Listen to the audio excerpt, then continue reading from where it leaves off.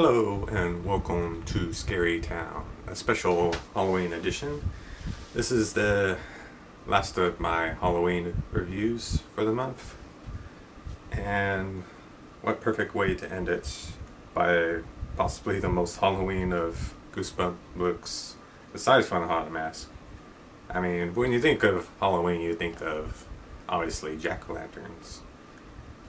And so, we got Attack of the Jack-o'-lanterns.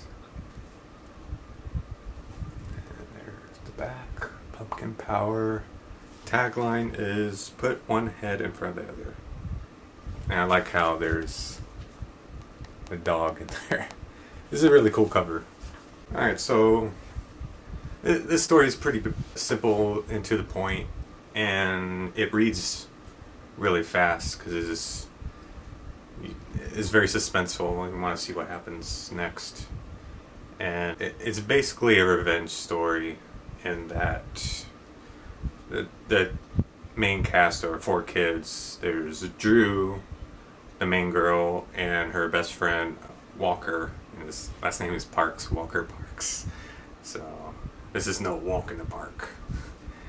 And they're friends, they're brother and sister twins, Shane and Shauna, who are like kind of like a similar build. It's kind of like these pudgy kids with red hair. And so the whole thing, they're telling this presently, but there's some backstory in order to understand why they want to get revenge. And they have these two other friends, Tabby and Lee. And Tabby is this quintessential, like, snotty, stuck-up girl, and she always dresses as a princess, and this makes sense because she's kind of like this princess character who thinks she's better than everyone else. And Lee is this like this tag along, he's just kind of there to support her, and he's always, his stick is that he chews bubblegum all the time. And so sometimes it's hard to hear what he's saying. So the incident that starts everything 2 years ago was a Halloween party hosted at Tabby's house. And so they go to the party, and Tabby is making jokes at Drew and saying, like, you know, like, she's like, is that your costume? And like just kind of like real girling her, and like calling her fat and stuff like that. Like, did you lose weight? And like stuff like that. This is being mean.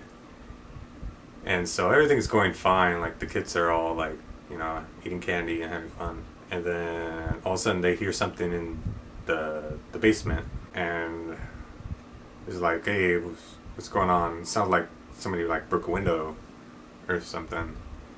And then these two men come in with ski masks, and they're all dressed in black, and they're like, hey kids, how you guys doing? You know, like, basically we're here to rob you and hold you for ransom or whatever. Doesn't really get to that point, but like all the kids are all like freaking out and stuff. And well, Tabby goes to find her parents and is like, oh, my parents are not here. And then either her or Lee like go to the phone to call 911, and they're like, the phone line's dead. Like, oh, this is getting serious. And so they're all like freaking out and stuff. And then the two men are saying like, you gotta do what we say, you know, or else, you know, like we'll cut you or something. I don't know. They don't say that. It's a kid's book.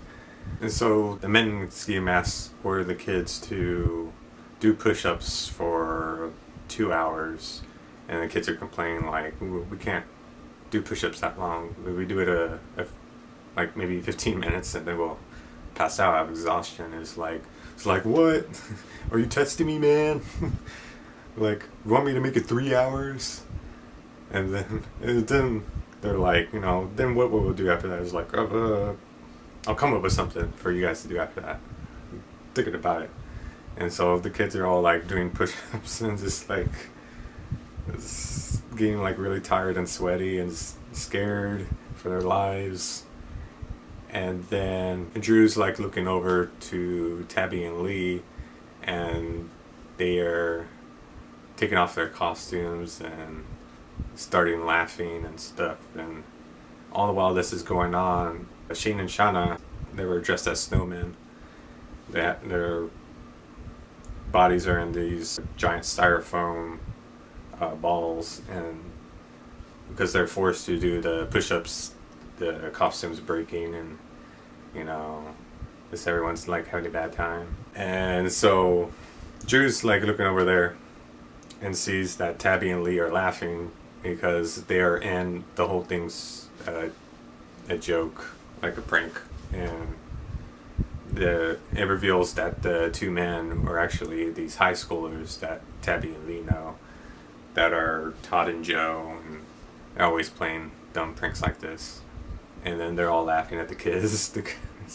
It's horrible. It's a really bad prank to do to these kids, and they were really fearing for their lives and forcing them to do push-ups and stuff. And this like scars everyone. Even afterwards, like Drew is recollecting the flashback and saying that ever since then, some of the kids have like nightmares of men coming into their house and threatening them. It's like, jeez, this is pretty messed up. The following year, they're planning this whole revenge scheme. They want to turn the tables on Tabby and Lee to host their own party and then do all this horrible scare stuff to them. Like, I mean, they're kids, so it's like typical stuff like we're gonna hang plastic bags filled with like this green slime and it's gonna drop on them, and then we're gonna dress in scary masks or whatever and like scare them from behind. And then we have like all these sticky cobwebs and fake blood on the floor and this kind of stuff. And they were planning this ever since that incident. So they've been planning this for an entire year. And they were like working on it so very hard. Like, so hard that they're explaining how serious they were. It was like they would stay up for like weeks on end preparing for it and like not even eating or anything. Some of this is just embellished, so probably not true. But still, it was just they were like laser focused on this. And so when it comes to the day before Halloween, obviously they have to get Tabby and Lee invited to the party. And so Drew calls Tabby's house, and Tabby's like, I'm sorry, but I'm not going to be able to go to your party because I've been asked to go trick-or-treating with some other friends. And so this is like, and like all the other friends are there in Drew's house, and so she has to break the news to him. And they're all like, they can tell from her expression is, the whole plan is just down the toilet. And it's really messed up because they preparing for this for like a year, and they didn't think that there is a possibility that Tabby and Lee might not be able to come to the whole thing. And they could have been more prepared. Like, maybe they could have asked them like a week before or something, before they got all their hopes up, like the day before Halloween. And so that plan's just gone to hell. And so then next year they're trying to plan something, and this time Drew is still committed to I have all these scary ideas for this Halloween party, like the same idea as last year. And smartly the other kids are like, maybe this time we should do something outside of the party, like while we're trick-or-treating with them. This just makes more sense, And so this time everything's going to plan. They invite Tabby and Lee to go trick-or-treating with them. It's like, yeah, sure. It's cool. And then at one point, the story shifts where like they see this house off in the distance, and it's Drew that's like, hey, let's go over to this particular house, you know, because it's kind of off the beaten path there, and not where they wanted to go. And so they're like, okay, let's go. And they go there, and when they ring the doorbell, this old lady pops out, like her head pops out, like, oh, she has like these like, you know, like the really thick glasses that make the eyes look all blurry and stuff. And she's just like, oh, what wonderful costumes. And then like Drew's like, I don't know what you're talking about. Like Tabby is the only one that has like a really cool looking costume. And then it's like, oh, my husband would like to see your costume because it looks so great. And they invite him in. And already this is raising red flags. Like, kids, don't go into a stranger's house. Even though they're like elderly and you're like, just never do this. It's creepy. So they go in there, and to their surprise, they see like the living room where the husband is on the recliner, and this is like wall to wall kids like in costumes, and they're crying. They look very unhappy, and just, you know, some of them like their faces already, like their cheeks are red because they've been crying for a long time. And it's like, this is not good. What's going on here? And the husband like finally sees the kids, is like, oh, those are great costumes, and it's like, you know. And then like obviously the group are freaked out by this. Like, can we leave now? Is like, why are all these kids like all sad and stuff? This is not cool. We need to get the hell out of here. But then, you know, the door is already closed behind them. Like, oh, okay. What's going on here? It's supposed to be a kid's book here. What kind of horrible stuff is planned? And then, you know, like, what do you want from us? We just want to look, you know, want you to stay here. You want to stay here forever. You know, because we just can't get enough of looking at your cool costumes. So cool. And then it reveals that the whole thing is a daydream that Drew is having. She's like, yeah, that would have been like the perfect revenge. And it's like, obviously, me and Walker and Shane and Shauna escaped in the side door, but yeah, that would be pretty good. So that happens. It's still really funny. It's kind of caught me off guard. So. And then so they hurry off, and Drew and Walker storm out and then go back to the meeting spot, and they're there, and it's like, what took you so long, you know, that kind of stuff. And then they're next to some bushes, and then also in the bushes are like shaking with movement, and they hear these animal sounds coming out from the bushes, and they're like, oh, what's going on here? And all of a sudden, like, it looks like these two wild animals like jump out and pounce on Drew and Walker, and they feel like this wet saliva coming out of their mouths, and it says that one of them bites Drew in the shoulder, and it's revealed that it's the high schoolers again, Todd and Joe, and they were just wearing like these wolf masks, and then like one of the masks has this wet saliva that's coming out of its jaws, and they're all laughing, like the high schoolers, and Tabby and Lee is like, yeah, we got you again. And then they're like worried, like, are these guys going to join us, because that would ruin the whole surprise that we have in store for them. They're like, no, we don't want to hang out with you babies, we're gonna go we're too old to trick-or-treat, so we're just going to go around scaring other kids. Like, smile you later or whatever. So they leave.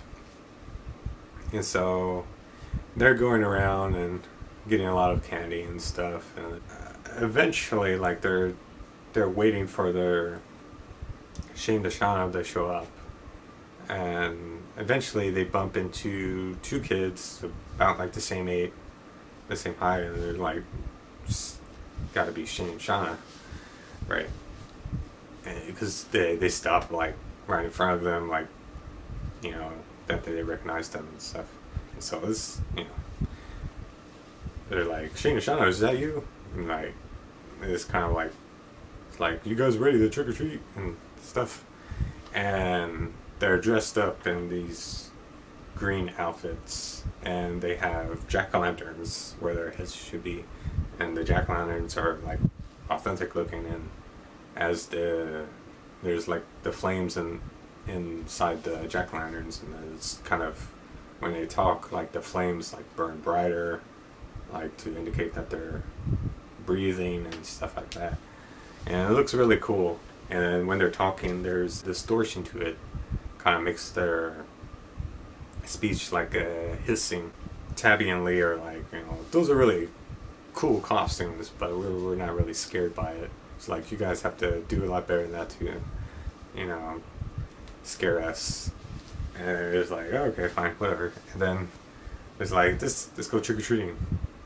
And they go around trick or treating, but eventually, like, their bags are starting to get like really heavy, and they're getting tired. You know, like this kind of quit because it's getting late, and some of the houses are turning out their lights. And like, you know, we're kind of tired. The pumpkin heads are like, we know the perfect neighborhood. It's gonna be like the best. And they're just like, just follow us. And then they're following up for a couple blocks, and they're just getting really agitated, like Tabby and Lee particularly, because they're like, we're passing up like these great houses. There's this house over there that just gives out like handfuls of candy bars, you know, like, we're missing all these great opportunities to get candy. It's like, and the jack-o'-lanterns are like, no, we know, like, the perfect neighborhood is like, you guys never been there, trust us on this. And then so, getting a little strange, they're about to head into the woods, and they're like, what are we doing in the woods? Like, this is a shortcut to get into the neighborhood. This is kind of weird. Like, Lee gets his trick-or-treat bag like snagged on a branch. He has to like struggle to pull it off, and at this point, Tabby, like, her dress is like getting all like mud stains on it, and then her shoes are caked with mud, and they're not doing too well there. And then once they finally get out of the forest, they're into this neighborhood that no one has seen. They're like, I've never seen this neighborhood before. This is very peculiar. I'm a little bit worried. Like, Walker is just like, strange. But they're like, you know, all the lights are on in this neighborhood, and like, looks perfectly fine. It's like, yeah, we're gonna clean up here, and all the houses are like small and tightly packed. So like, they're like, we can just clean up here. Like, we can efficiently move to each house, and then just combo together, and we're like, just gonna get like so much candy. And so everything's going fine until after a point where this fatigue starts to set in, and they're like, you know, getting really fed up with trick-or-treating at this point because it's getting super late. They're like, this kind of quit, and then the jack-o'-lanterns are just kind of pushing them, and it's like, you're like, no, there's no quit, gotta keep on trick-or-treating. And eventually it gets to the point where they're like, you know, there's stop, you know, we've had enough, you can't force us to do anything. And then they try to run away, and then like the jack-o'-lanterns float in front of them to stop them. They're like, oh, what the hell? And Tabby and Lee are just like, you know, if this was an attempt to scare us, you know, you failed. It's like, we've had enough, you know. We've reached our breaking point, and then each of them pull off the jack-o'-lanterns from the kid's head, and then they're like freaked out as they drop them on the floor, and then the jack-o'-lanterns like the voices are like laughing. They're like, okay, well, what's going on here? And the kids pick up the jack-o'-lantern heads and hold them like up here, and they're like ha ha ha, and like whoa, I don't know how you did that. This is really freaking me out. And they're like, and they put the jack-o'-lanterns back on the heads, like, just can't quit trick-or-treating, we gotta keep on trick-or-treating. It's like, we're gonna trick-or-treat forever. And then so they force them to trick-or-treat some more, and then at, you know, whenever they go to the houses, the parents are like, you know, like, do your parents know you're up this late? You know, this is really late for trick-or-treaters and stuff. And then it just keeps on going to the point where like Drew and Walker are like convinced, like, I don't think this is part of the plan. Like, I don't think these guys are Shane and Shauna. This is getting off the rails here. And like, we can't escape from them because we tried to run away. And they floated and got in our faces. And they're kind of scared and like, what should we do? And then they say to the jack-o'-lanterns, like, you know, our bags are getting really full of candy, as we can't trick-or-treat anymore with these full bags. And they're like, oh, that's no problem. Just eat the candy, and just eat enough candy, and then your bags won't be as full. Like, what?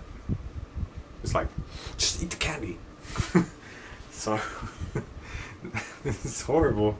They force the kids to just shovel candy in their mouths, which they're not even enjoying it. They're just like throwing it in and just like chomping down and swallowing all the candy.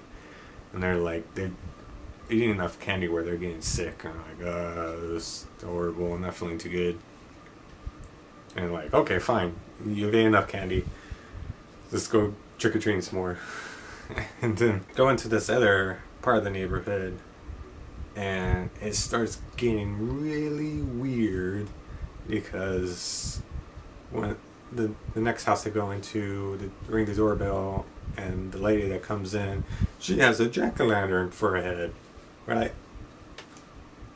Okay, this is disconcerting. This probably more than a coincidence, right? And so all the other houses they go into, people look perfectly normal, right? Except they have a jack-o'-lantern for a head. And it's the same thing when they're talking, like the fire burns rhythmically with their voice. And like, okay, this is really weird. And it's getting really freaked out. And then all of a sudden, like, they're in the middle of the street. And so the jack-o'-lantern kids rise up into the sky, and they let loose this ear-piercing wail, this like a siren, and it's just like it hurts them. It's cover up their ears. And then out of all the houses, the people come out, and they all have jack-o'-lanterns for heads, and they form a circle around the kids. And they're like, oh no, this is bad news bears. And so they're like, what do you guys want? It's like the two that are floating come back down, and they leave, and they come back with empty jack-o'-lantern heads. It was like, you will become one of us. You're like, these will be your new heads. We're like, what? What's going on here? And they placed the two heads on Tabby and Lee, and it freaks them out. This is like they run off out of there, like screaming their heads off. And it's revealed that the whole thing, it was part of the joke that Drew and Walker had set up, and the two jack-o'-lantern kids are revealed to be aliens, they are Sheen and Shauna, but there are aliens. They're shape-shifting aliens. And yeah, that's a thing. And they instruct all the other people who are also aliens. They're like, y'all should disperse and leave before it looks like we're trying to invade this planet. It's like, okay. And then, this Drew and Walker are like, yeah, that's great. We finally got them. Like, I wonder, like, how long it's going to take for them to pull off those pumpkin heads. And they're like, yeah, that was pretty great. It's pretty awesome. And then things get kind of serious. And Drew and Walker are like, you know what? It's kind of strange. I've never actually seen you guys ever eat anything. What do you guys eat? They're like, oh, don't worry. We only eat plump adults. And because earlier the mom had warned them to not go trick-or-treating, Drew's mom, because in the newspaper it's found that there's 4 overweight people that have been missing. And so this ties into that. And so apparently these aliens only eat fat adults. And they're like, don't worry, it's going to be a couple of years before you're in any danger of us eating you. And then we're like, what? And then it ends there. So it's like, what? What? It's a pretty good, really interesting twist, because you don't see it coming at all. And of course it breaks the golden rule of Goosebumps. Like I always say, like, if you think too much about it, it starts not making any sense. It's like, so they're shape-shifting aliens this whole entire time, and they go to school and nobody else notices that they never eat anything. Isn't that kind of strange? It's kind of weird. And they're best friends with aliens, like that they would have revealed themselves to Drew and Walker. Like, wouldn't they want to keep secret? Like, and they eat people. Strange. Like, we don't want to talk about this.